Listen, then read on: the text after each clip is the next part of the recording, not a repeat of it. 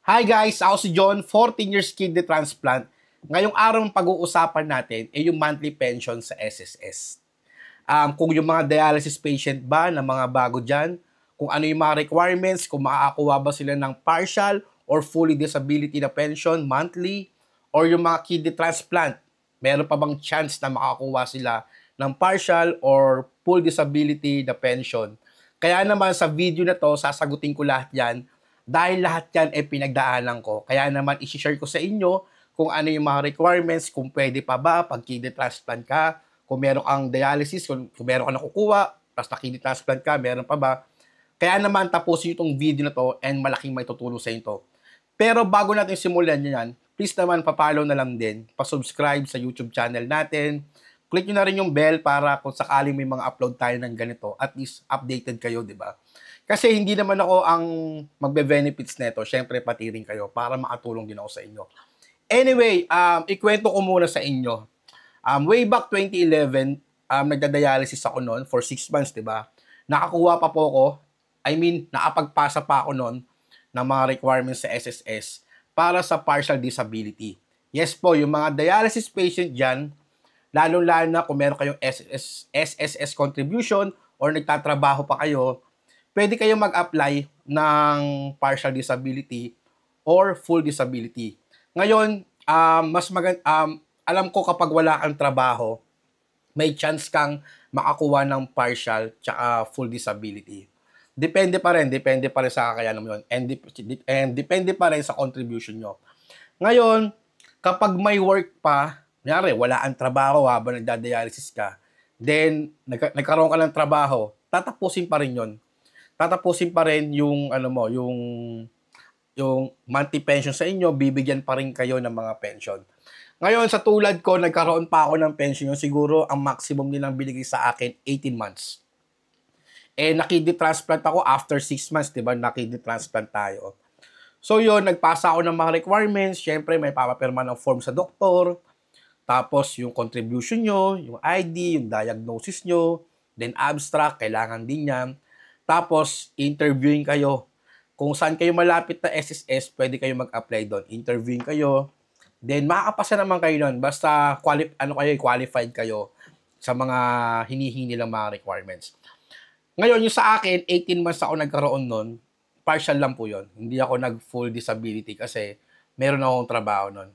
Then, after 18 months, yung natapos na yung pension ko, kidney transplant na tayo nun. Nagpasa ulit tayo. Yan. Suddenly, yung kapag kidney transplant ka ho, hindi na ho kayong pwede mag-apply ng partial or ng full disability. Kasi nga po, kidney transplant na kayo. May chance lang na ma-renew kayo or makapasa kayo dyan kung sakaling may iba pa kayong sakit like hypertension. Basta meron silang qualification doon kung ano yung sakop para dun sa partial or full disability. And hindi ko na ho alam kung ano-ano yon kasi internal na po ng SSS yun. Mas maganda kung pupunta kayo doon para malaman nyo.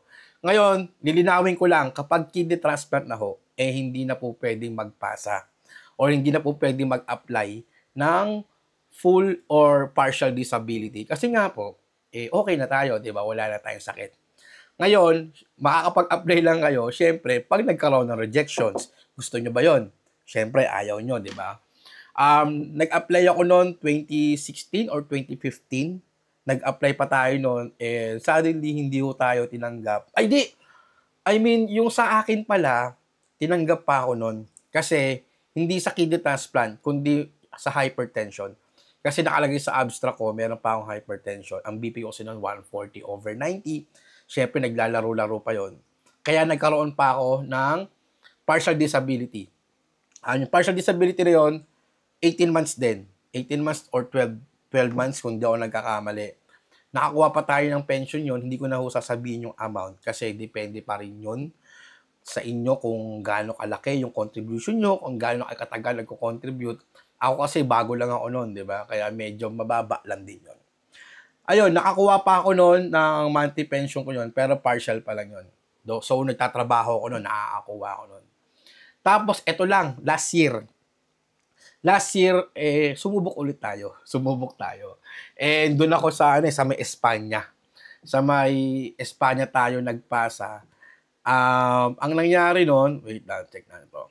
Ang nangyari yon, nagpasa tayo ng requirements. Sasabihin ko na rin yung mga requirements. Merong form, papapila pa nyo sa doktor nyo. Lalagyan yung mga diagnosis, doktor na ho bahala doon. Tapos, kailangan nyo ng one by one ID picture. Tapos, abstract, reseta, then yung mga laboratory test nyo, isama nyo na rin doon. Nag-try tayo doon, in-interview tayo ng doktor, and tinignan niya sa classification nila na hindi na ho talaga pwede ang mga kidney transplant. Ano pa nga yun, nagkaroon pa ako ng hope, kala ko magkakaroon ako, di ba? Kasi, nanghingi pa sa akin ng nanghingi pa sa akin ng bank statement, di ba? Kala ko okay na. Then sabi nila, gusto man akong bigyan, kaso hindi talaga pwede. Kasi nga ho, kidney transplant na tayo. Then, nakita rin kasi nila na talagang na full ko na lahat ng pwedeng ibigay nila sa akin, sa dialysis ko, sa hypertension ko, binigay nila lahat sa akin yung pension ko. Ngayon, ang sabi nila sa akin, ang option lang daw, it's either magkaroon pa ako ng ibang sakit. Ayoko namang mangyari yun, di ba? Di bali nang wala tayong pension, at least healthy tayo. And another option is kung mare-reject na yung kidney. Syempre, mas lalong ayoko nun, Doc, kasi nga, mas okay na yun, di ba? Mas okay na kidney transplant tayo. So, syempre, ako naman, Dok, ayoko naman ng ganun, di ba? Gusto ko, healthy pa rin tayo. Kaya yun, sabi sa ng doktor, sorry, talagang hindi talaga pwede. Which is, okay na din sa akin, naiintindihan ko din naman. And syempre, ayoko din naman na magkasakit pa ako, di ba? Mas okay na wala ako nakukuha pension. At least naman, healthy tayo, di ba? Anyway, kayo, pwede nyo itry. Pwede kayo sumubok, punta kayo sa SSS nyo, magtanong kayo doon, wala namang masama.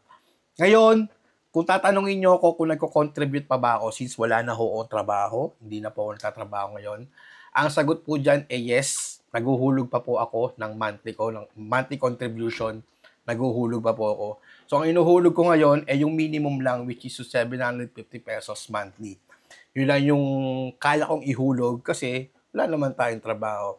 Ang kagandahan doon, continuous naman ako naguhulog monthly. And hindi ako sumasablay nung kasi pag nagtrabaho tayo or may budget pa tayo, pwede tayo maghulog ng mas malaki, di ba? Anyway, sana nasagot ko yung mga tanong nyo and sana hindi kayo ma-confuse about sa SSS.